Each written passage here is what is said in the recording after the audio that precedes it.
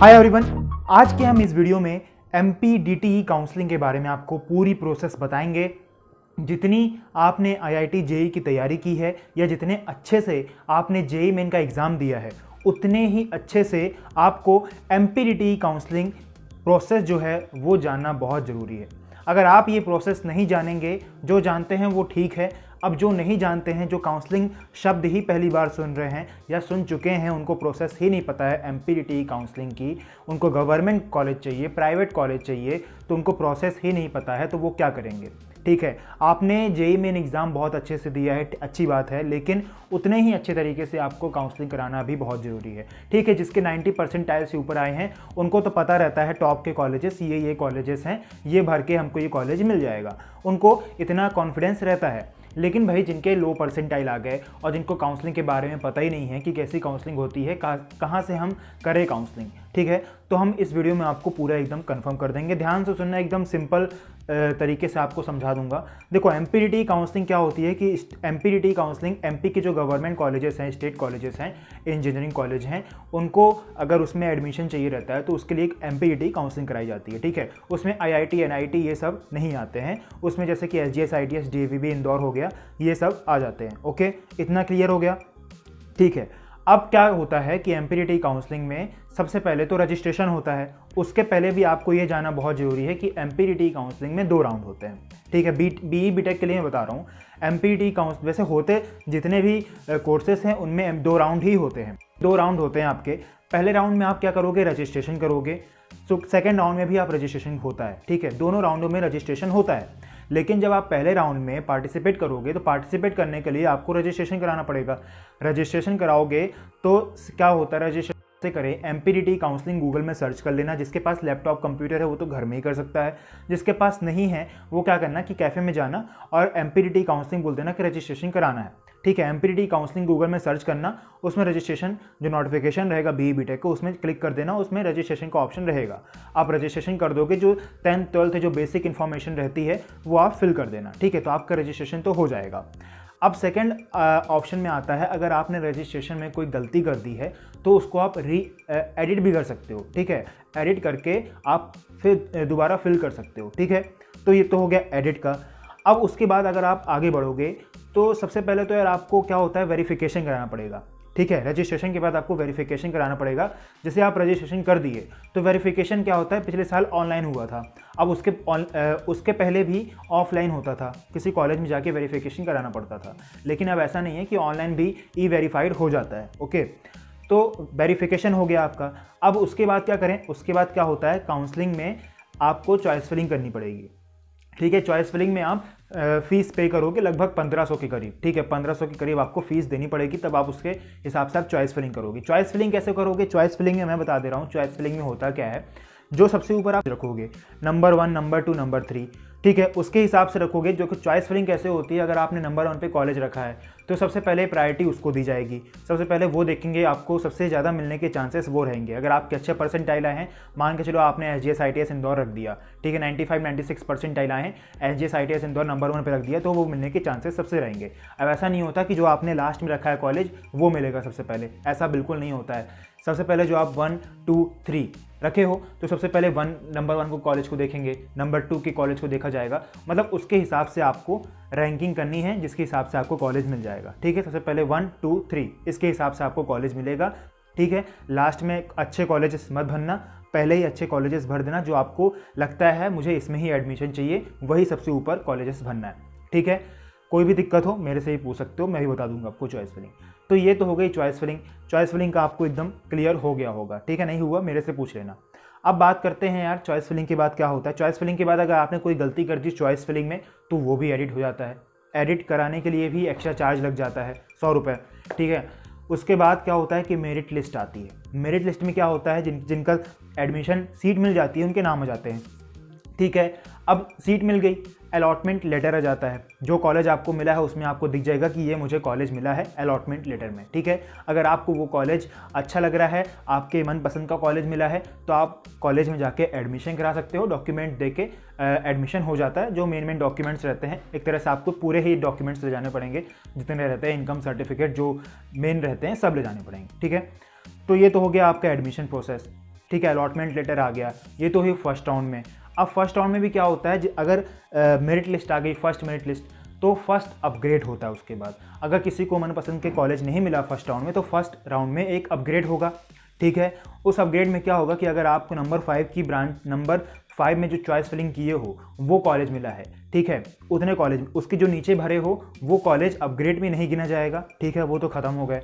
अब अपग्रेड में जो उसके ऊपर भरे हो, नंबर 5 के ऊपर जो कॉलेजेस भरे हो उसको देखा जाएगा, मतलब उसके लिए चॉइस फिलिंग करोगे तुम। ठीक है, जो चॉइस फिलिंग करे हो उसके ऊपर के कॉलेजेस को देखेंगे अपग्रेड में, वो मिलने के ज़्यादा चांस रहेंगे। ठीक है, फर्स्ट अपग्रेड में भी नहीं मिला तो सेकंड अपग्रेड कराओ। सेकंड अपग्रेड में भी यही होगा कि ऊपर के ही कॉलेजेस को देखा जाएगा, नीचे के कंसीडर नहीं किया जाएगा। ठीक है, फर्स्ट अपग्रेड, सेकंड अपग्रेड। ठीक, ये तो हुआ फर्स्ट राउंड। फर्स्ट राउंड होता है क्लोज। अब आता है सेकंड राउंड, जिसको फर्स्ट राउंड में सीट मिल गई, वो अलॉटमेंट लेटर आ जाएगा, कॉलेज में जाके एडमिशन ले सकता है। लेकिन सेकंड राउंड जब ओपन होगा तो सेकंड राउंड में फिर से रजिस्ट्रेशन कराना पड़ेगा। जिसने फर्स्ट राउंड में पार्टिसिपेट नहीं किया वो सेकंड राउंड में भी रजिस्ट्रेशन करा सकता है। ठीक है, उसके बाद वही वेरिफिकेशन के बाद चॉइस फिलिंग। ठीक है, लेकिन याद रखना सेकंड राउंड में अपग्रेड आपको नहीं मिलेगा। ठीक है, सेकंड राउंड में अपग्रेड नहीं मिलेगा, फर्स्ट राउंड में ही अपग्रेड मिलेंगे। तो फर्स्ट राउंड में ज़्यादा चांस रहते हैं आपका एडमिशन होने का। ठीक है, तो फर्स्ट राउंड में जितनी कोशिश कर सकते हो उतनी अच्छी तरीके से चॉइस फिलिंग करना। आपने चॉइस फिलिंग गड़बड़ कर दी तो आपको कॉलेज मिलना तो इम्पॉसिबल हो जाएगा। ठीक, मैं उसकी बात नहीं कर रहा हूँ जिसके 90-95 परसेंटाइल आए हैं, वो तो अपना क्लियर करके निकल जाएगा।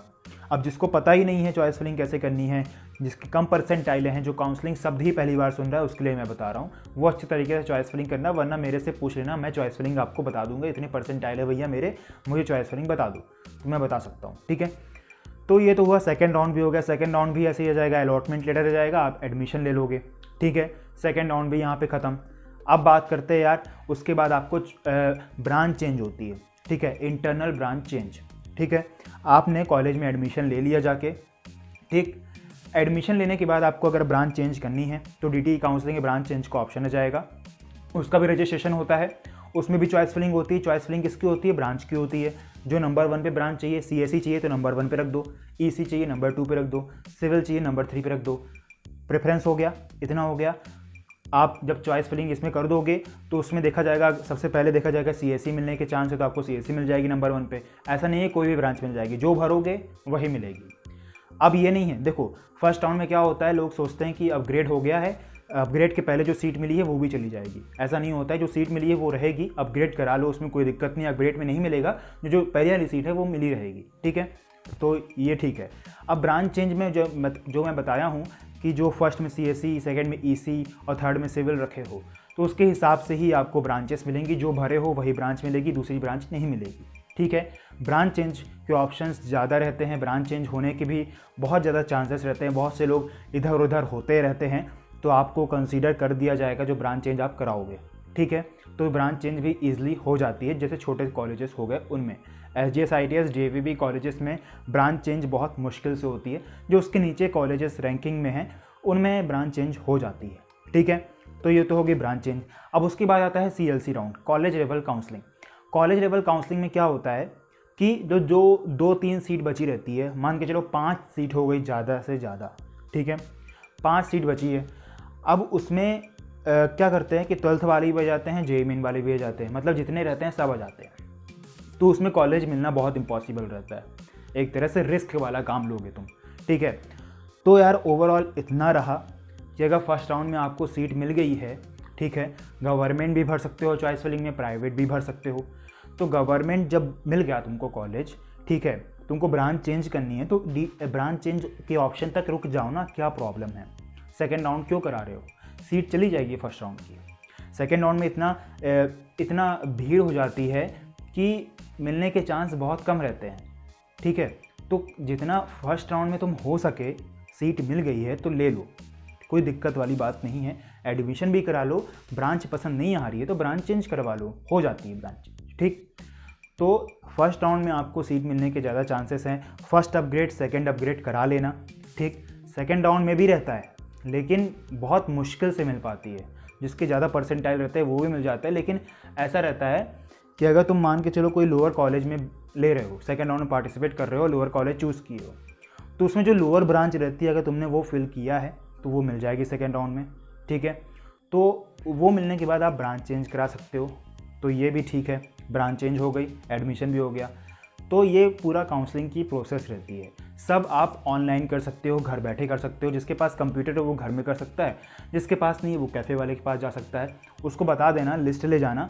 ऐसा मत करना कि मुँह ज़बानी याद रखोगे, चॉइस फिलिंग ये भर दो, ऐसा मत करना। एक कागज़ में लिख के ले जाना कि ये कॉलेज है, ये भैया भरना है, ये भर दो, ठीक।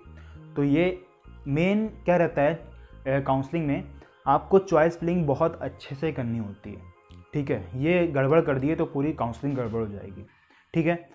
तो काउंसलिंग में पैसे की दिक्कत मत करना कि इतने पैसे लग रहे हैं, इतने पैसे लग रहे हैं, अपग्रेड करने में इतने पैसे लग रहे हैं, वैसे लग रहे हैं, ये ध्यान मत रखना। तुमको सिर्फ एक टारगेट रखना है कि मुझे गवर्नमेंट कॉलेज चाहिए बस, ठीक है। जिसको गवर्नमेंट चाहिए गवर्नमेंट, जिसको प्राइवेट चाहिए प्राइवेट। अगर तुमको एलन सिटी चाहिए तो नंबर 1 पे एलन सिटी रख दो, क्या प्रॉब्लम है? गवर्नमेंट भर ही क्यों रहे हो? इससे अच्छा दूसरे को सीट मिल जाएगी, हैं? कंपटीशन कम कर रहे हो तुम। तो एलन सिटी जिसको जो कॉलेज चाहिए वो नंबर 1 पे रख दो, सीधी सी बात, वो मिल जाएगा, ठीक है। तो ये ओवरऑल पूरी काउंसलिंग की प्रोसेस रहती है। आई होप आपको समझ में आ गई होगी। तो जिसको नहीं पता उसको अच्छे से क्लियर हो गया होगा। जो नहीं क्लियर हुआ तो फेसबुक, इंस्टाग्राम, व्हाट्सअप, कमेंट सब कुछ है, पूछ सकते हो। रिप्लाई मैं दूंगा, भले थोड़ी देर से देता हूँ लेकिन दूंगा ज़रूर, ठीक है। तो यार ठीक है, मैं मिलता हूँ आपको एक नेक्स्ट अपडेट के साथ, ठीक है। काउंसलिंग की प्रोसेस समझ में आई होगी तो लाइक ज़रूर कर देना और बिना सब्सक्राइब करे मत जाना, क्योंकि काउंसलिंग तुम्हारी BE BTech वालों 25 सितंबर से स्टार्ट हो रही है ना। हाँ, तो रेडी रहना, क्योंकि एक एक अपडेट आपको मिलेगी, ठीक है। चॉइस फिलिंग कि फर्स्ट राउंड के बाद कितनी सीट बाकी रह गई है, सीट के हिसाब से होगा सेकेंड राउंड। तो फर्स्ट राउंड के बाद कितनी सीट बाकी रह गई है उसके हिसाब से आपको सीट मिलेगी। तो वो जानना भी बहुत ज़रूरी है। तो वो आपको कहाँ पता चलेगा? इसी चैनल में पता चलेगा। तो जल्दी सब्सक्राइब कर दो, ठीक है। तो बिना सब्सक्राइब करे मत जाना, आपके लिए ही बेनिफिट रहेगा, ठीक है। फ्री में एडवाइस ले रहे हो, कोई दिक्कत नहीं, सिर्फ सब्सक्राइब की बटन दबानी है और लाइक करके जाना है, ठीक है। मैं मिलता हूँ आपको नेक्स्ट वीडियो में। Thank you so much for watching.